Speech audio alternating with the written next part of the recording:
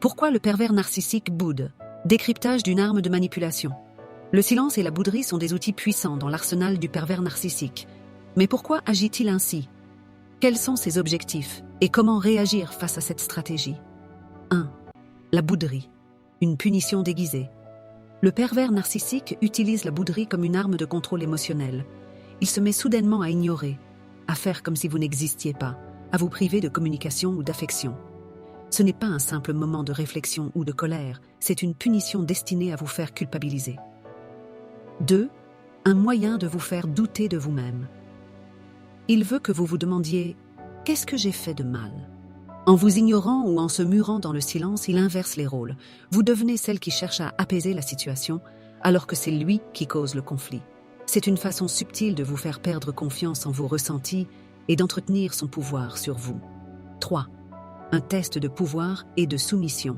La bouderie du pervers narcissique est un test. Va-t-elle céder et revenir vers moi en s'excusant?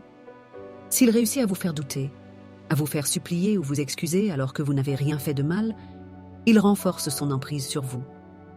Il sait que plus vous souffrez de son silence, plus vous serez prête à tout pour retrouver son amour. 4. Une tentative pour éviter toute responsabilité. Plutôt que de discuter, de reconnaître ses torts ou d'affronter un problème, le pervers narcissique se ferme comme une huître. Il utilise la bouderie comme une fuite. Au lieu de prendre ses responsabilités, il vous laisse seul face au conflit. 5. Comment réagir face à sa bouderie? Ne jouez pas son jeu. S'il voit que sa stratégie ne fonctionne pas, il finira par abandonner. Ne cherchez pas à le réconforter ou à lui courir après. Cela ne ferait que renforcer son comportement toxique. Prenez du recul. Profitez de ce silence imposé pour vous recentrer sur vous-même, au lieu de vous tourmenter.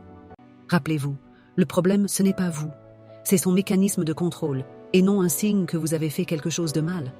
Le pervers narcissique boude pour vous manipuler, vous faire culpabiliser et tester son emprise sur vous. Comprendre cela, c'est déjà un pas vers la libération. Vous méritez une relation saine, basée sur la communication et le respect, pas sur des jeux psychologiques destructeurs. Si vous êtes confronté à ce type de manipulation, sachez que vous n'êtes pas seul. Prenez soin de vous et ne laissez personne jouer avec votre bien-être émotionnel.